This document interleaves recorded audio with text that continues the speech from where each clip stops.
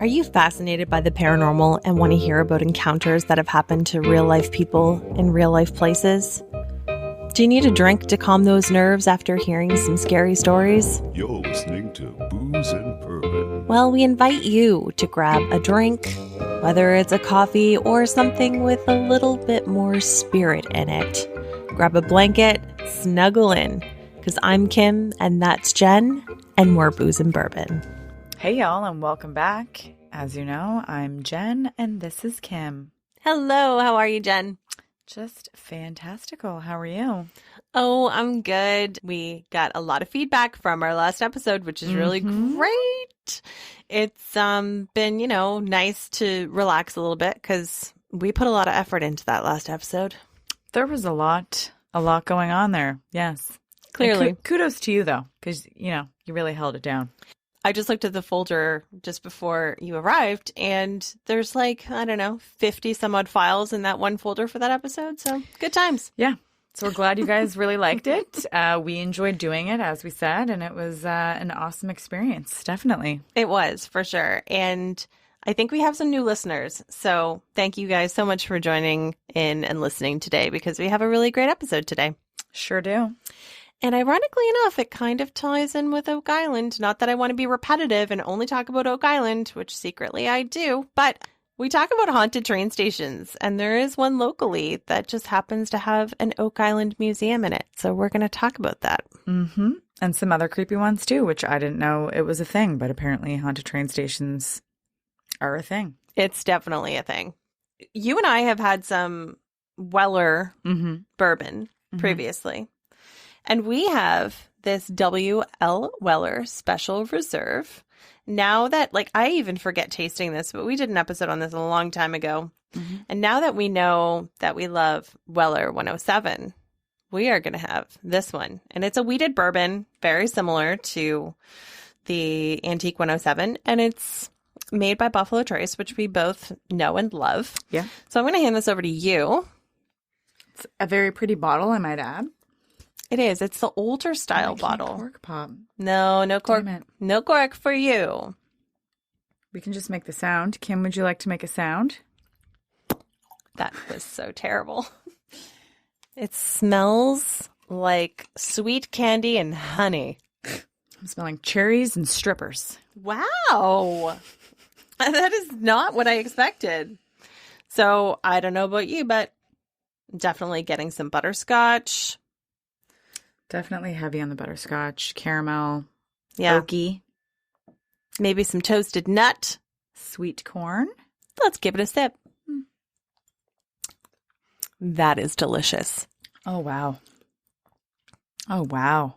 Oh, you like it, do ya? I do. It's 90 proof, but it's really easy to drink. It's really smooth. It's not quite as sweet as the Antique 107. It doesn't have quite so many robust spices to it. No. But it's just, it's good. It is really smooth, though. Yes. Almost like that caramel sauce you used to put on sundaes. That's kind of, it's like that with a little pow of alcohol in it. Yeah. Maybe we should make some caramel sauce with this. Ooh. That's a really good idea. Thank you. Every now and then I come up with something smart. All right, so we're going to sip on this, since it's about that time. I'm going to ask you a would you rather question. Perfect. Jen. Yes. Would you rather have to sleep all night inside of an abandoned rail car? Okay. That's kind of like made into a hotel. Mm-hmm. Or would you rather sleep in a train station on the floor, and you know that both are haunted?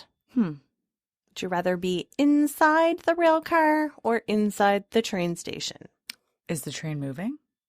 No. The reason why I ask is because I went to this place in Ohio when I was there for work, and they have this rail car that's sitting in what looks like a museum, but it's on tracks, and they have made it into like a little one-bedroom apartment. And for me, I didn't go in there, but looking from the outside in, I said, there's no way in hell I'd sleep in that. Yeah, I'm not like a claustrophobic person, but I don't know if I would really like feeling that it's boxy, like blocked in. And then to you're that. behind glass too. Yeah. I mean, I like the spaciousness of the train station. Mm-hmm. Don't really like sleeping on a floor, but at least I know if there's, some spirits in there with me, I got a little bit more space to move around, If I gotta do some wind sprints in there from them, or could keep the spirits active. I don't have as much space in the cart, so, Fair enough. Okay. I like it. Mine's a little bit more dramatic. Of course it is. Let me crawl underneath the desk while you ask me my would you rather question. Well, it's still related to the trains, but would you rather die by death from getting run over by a train? Ooh. Or from getting pushed out of an airplane? Wow. It's one or the other. Okay, so either way, I have to wait for my death because one, if it's by a train, I'm going to hear it coming along the tracks. Well, either way, somebody's pushing you. So you're getting pushed in front of a train. Yeah, that's going to be quicker. Okay. So I think I'm going to go with that because the other way, I'm going to have to wait until I ultimately fall, knowing what's going to be happening the entire time. So Yes. thank you for taking me down that morbid road. It's like a Final Destination dream. Oh my gosh. By the way, have you seen there's been stories pop up over the past month where people have gotten injured and killed from those log trucks losing their logs? Oh, I know. I thought of you when I saw it because I was like, this is Kim's worst nightmare coming true from all these stories. It's brutal. Somebody's gotta understand that those things need to be strapped down real good. Yeah. Yeah. Okay. I'm still going to pass them regardless and not drive behind them. Agreed. Okay, so guys, right after the break, we're going to get into today's topic, which is haunted train stations.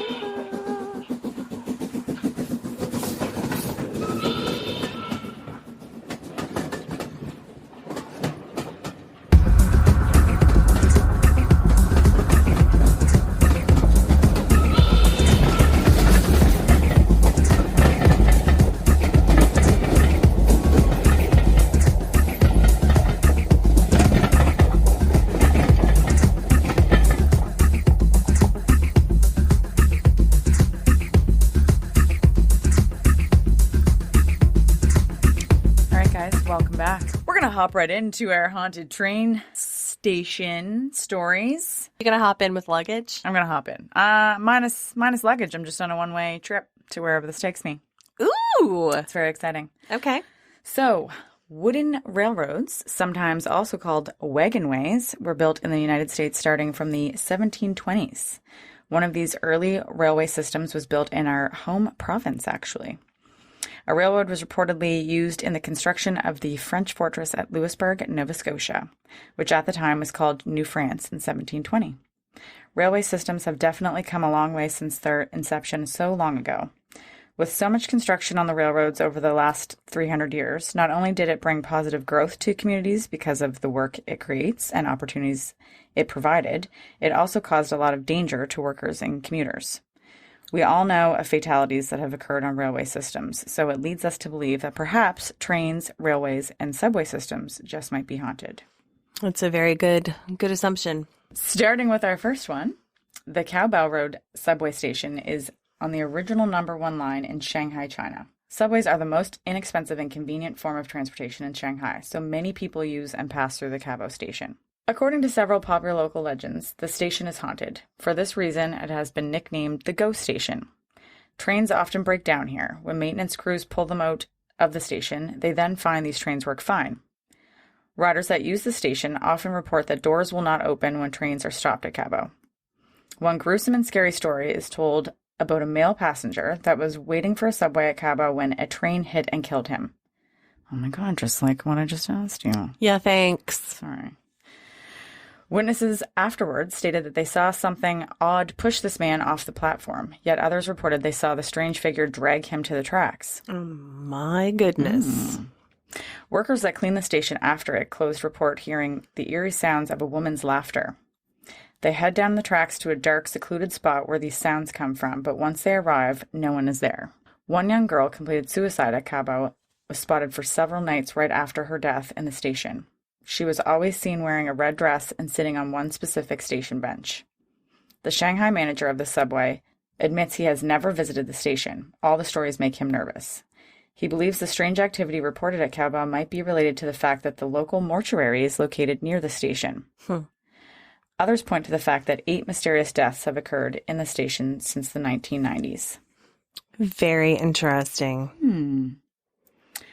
The waterfront station. The busy waterfront station in Vancouver has been busy with passengers since 1915 and is one of the most haunted buildings in the city.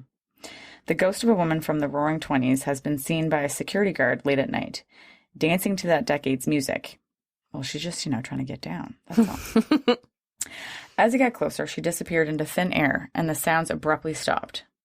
Another poor guard was spooked out by the ghost of an old woman who reached out to him in a blazing white light. Interesting. Poltergeist activity is rife as well. One night, a guard attempted to leave a room and the furniture moved to bar his way. Obviously, he fled in terror. Also, ghostly figures wander the rails and unexplained footsteps have been heard late at night at the waterfront. Remind me not to go to that station in Vancouver at night by myself, which I wouldn't want to do anyway, but There is kind of something about being down there when it's like dark, like subways especially. Oh, like, yeah, you definitely. Can't see down or like it's just, All right. The funeral train of Abraham Lincoln. After he was assassinated, Abraham Lincoln's body was taken back to his home in Springfield via train. Every year in April, it is said that Lincoln's Phantom train runs through 180 cities, including Baltimore, Philadelphia, Buffalo, Cleveland, Indianapolis, and Springfield. The rumors say that sometimes you cannot always see the train, but you can hear it or see its lights. The legend says that even if you don't see it, check your watch. People in close proximity have reported that their watches and clocks die at the exact time the original train passed through all those years ago. That's really creepy. Old Abe just really affecting all. For those who claim to have seen it, accounts vary. Some felt as if it was just a real train before they watched it disappear. Other claims to have seen a coffin draped with the American flag surrounded by Union soldiers. And some report a cold wind rolling in as well as black fog preceding the train. That's really interesting. I don't know about that. Okay. So now we're going to go over a story covering the train station here in Chester, Nova Scotia. So we chose to cover this story not only because it's so close to us in my hometown, but it just so happens to have a connection to Oak Island, like I mentioned before. Of course, we just covered that in our last episode. So there's an Oak Island museum there, and there have been reported paranormal occurrences that happen inside of that room. Perhaps an item is haunted or something has some energy attached to it. One of those items that actually resides in this museum is one that's called Peggy's Key. If you recall, in our last episode, we talked about the Addams family being caretakers on the island in the early 1900s. Peggy, a very young girl at the time, saw what she could describe as spirits wearing red uniforms on the beach and wharf at Smith's Cove on Oak Island. Peggy's Key was actually found approximately 170 feet deep within the money pit. Kind of makes me wonder if the key fits anything. Maybe nobody's found what it fits yet, but anyway, it's safe there at the moment. So I had the opportunity of investigating the Chester train station, which is actually no longer in operation as a train station. But I went to go investigate it a couple of weeks ago and brought our friend Tammy, who is certainly more open to communicating with anyone who's passed on and picks up on certain energies. So I met Tammy there and hopped into her vehicle to go over what we were going to do and what we were going to use to investigate and just to gather our thoughts. She needed maybe a few minutes to prepare herself to communicate with spirits and heighten her energy. So I let her have a few minutes and I ran to go get a coffee at the coffee shop and grabbed a snack as well because Jen, you and I both know when we're investigating or podcasting or really doing anything, we need snacks. Yeah, snacks are huge. So as soon as I got back and I went to go speak with her, she said, "There's a young girl here." And I was kind of like, wait, what? And she's like, yeah, she skipped right over to me. She was cute as a button. She had pigtails in her hair and she was wearing a dress. And she actually spoke to me and she said, "Are you here to talk to me?" and giggled. So I was pretty surprised to hear that. I was like, wow, like instantly. Creepy. We didn't even go in the building and here you go, just getting those spidey senses. So I thought it was interesting because I met a lady named Carolyn. So she volunteers at the station, and she's one of the directors of the board at the Chester Municipal Heritage Society. So they've got a gift shop and tourism center at the station during the summer months. And I went there on the last day that they were open and had the greatest conversation with Carolyn. She's just one of those people that as soon as you meet her, you just connect with her because she's got such like a happy energy about her. And she was so friendly and inviting. So I could have basically stayed there all day and just chatted with her. So Carolyn told me at the time that she has seen the spirit of a little girl. And this little girl always giggles. And she told me how sweet this little ghost is. And Carolyn hasn't been the only person at the train station who's seen and heard this girl. So Carolyn affectionately named the little girl Violet and described to me that she never feels scared when Violet's around. She feels like she's extended family and really is an extension of the welcoming and warm feeling that the building brings to the community of Chester. And I didn't tell that to Tammy. So that was kind of crazy. So I'll tell you a little bit of history about this building. It's even on the Register of Canadian Historic Places. The Chester train station was built circa 1905 to service the Halifax and Southwestern Railway Company, and it was built by William Mackenzie and Donald Mann, who owned railway companies across Canada. The service was an integral part of the transportation network between the rural Nova Scotian communities on the province's southwestern shore. The station, at the height of its operations, included a wraparound loading deck, which continued across the yard to the additional freight shed common to full service stations. A water tower and coal shed were also once present on the site before the turn of the 21st century. Inside of the building was a waiting room for men to smoke in, and a separate waiting area for the women and children. And upstairs was where the station master's quarters were, which included a kitchen, bathroom, bedrooms, closet, and living room area. Although the tracks have been removed and the sound of the steam engine's whistle no longer echoes through the station, it continues to be used as a public building in the community. It's now operated by the Chester Municipal Why do I have such a hard time with that? It is now operated by the Chester Municipal Heritage Society and houses their office as well as the Chamber of Commerce and Tourist Visitor Information Service for the area. Okay, so I told you about Tammy picking up the energy of this little girl, and it was confirmed. Well, there's also been stories going around that there was a little girl who lived at the station when her father was a station master here for a long time. No stories actually talk about her passing away at the location, but it seems that her father may have. His name was Joseph. He's known to have fallen from the upstairs area of the station in the residence down the stairs to the foot of the stairs. After visiting the location and seeing the short railings, you can understand pretty quickly how someone would have had a fateful fall there. So Tammy and I investigated upstairs and didn't get any evidence. The spirit box came back with absolutely nothing. The voice recorder came back with absolutely nothing. But what I can say is that I kept hearing like a tunnel-like sound in my right ear. It was like something that had a lot of bass to it. It was echoey, like yelling down a tunnel kind of feeling. But nothing got picked up on the audio. So we decided to leave the area mid-hallway and go to the end of the hallway where there's a large bedroom. Currently, there are furniture pieces donated by local families for the museum and tourism center in there. And one of those pieces was an old wooden ship.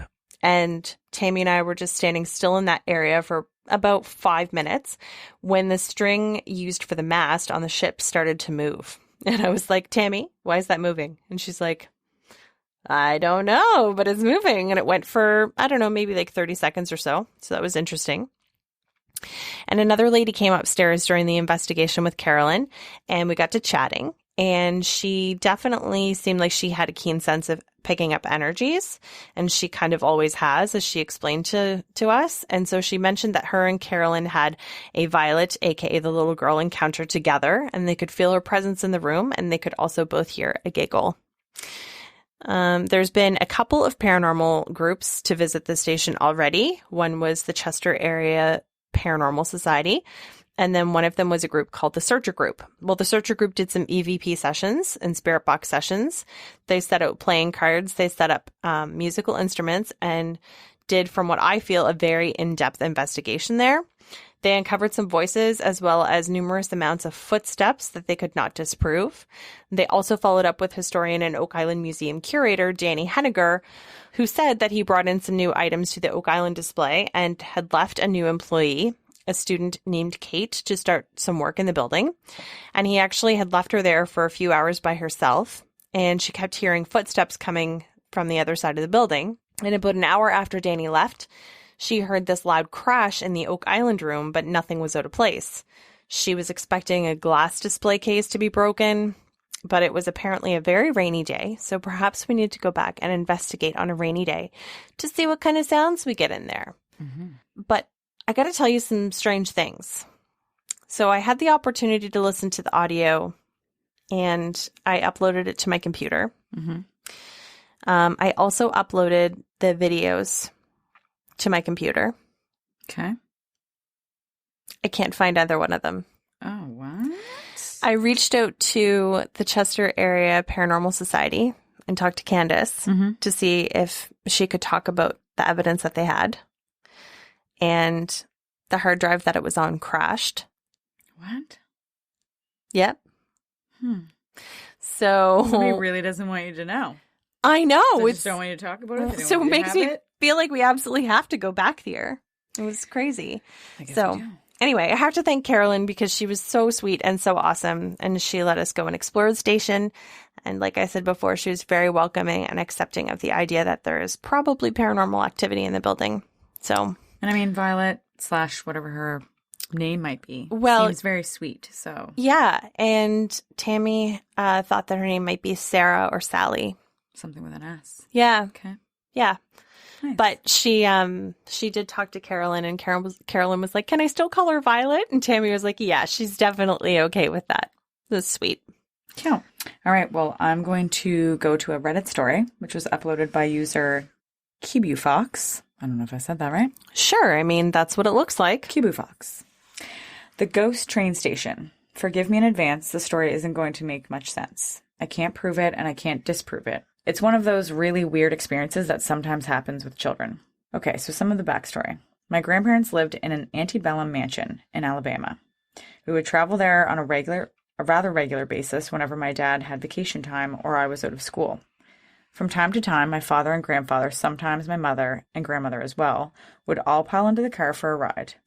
Typically, we would head down back roads or just various places while my parents relaxed and talked with my grandparents. A couple times we would go to an old kahaba, we're going to go with kahaba, to wander around the abandoned city. In any case, on one such ride, I remember we had turned down this one back road, and we were coming up on the railroad. I loved, and I still do love trains, so naturally I was hoping we'd see one. As we approached the crossing, there was no train.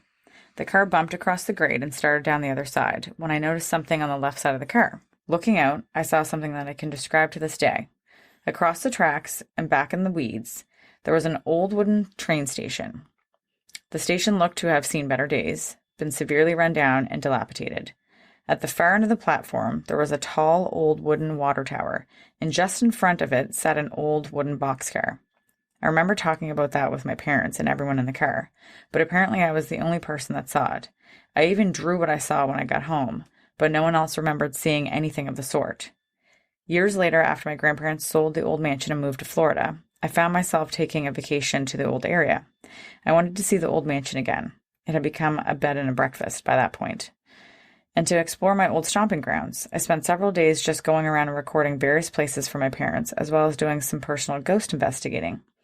I did everything I could to track down the station, took a near infinite number of back roads, and not once could I find it.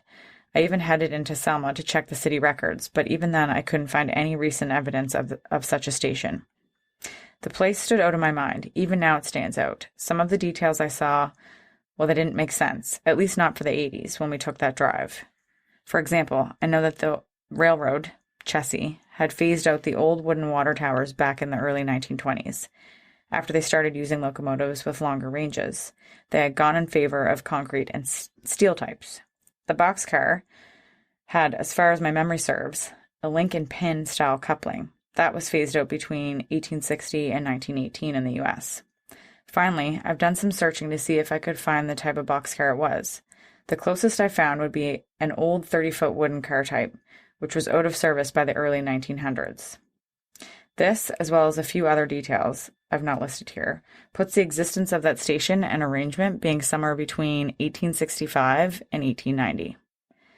There's one other curious note. The city my grandparents' home was in did at one time have a small train station. However, it was demolished in the 50s. After having been abandoned in the 30s, there's still a siding present where it went. So that leaves me wondering, how is it I was able to see the corpse, in a manner of speaking, of a station that had been demolished 30 years prior to me being there? My family has always told me I was sensitive, but it's never been that well visible, I should say. Like I said, it's just one of those weird stories you sometimes find, one that doesn't really have a good explanation. That's interesting. I like that story because it reminds me of the time slip stories we did, or the time traveler stories. Yeah. Yeah. That'd be weird, though, to see something and then, like, you say it to everybody else and no one sees. And it's not like you saw a ghost. You saw, like, an actual building. Right. Like, something that you would think that, you know, you probably looked at it for a matter of minutes and you would think that everybody else saw that. But, like, it's not weird. there. Yeah. So strange. Okay, guys. Well, we really hope you enjoyed that episode today. We are going to get into our Patreon shout outs, though. So we have Rebecca. We have Stephanie. We have the ABV Network. We have the Ghost Story Guys. We have Aaron with an A, Aaron with an E, and Cindy. So thank you guys so much for being patrons.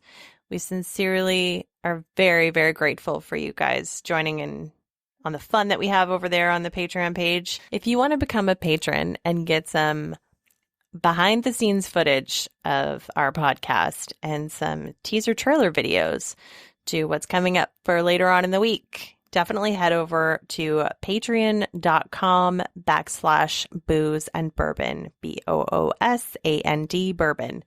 Also, there are ex-bartender cocktail recipes from yours truly, Jen Taylor. Hey.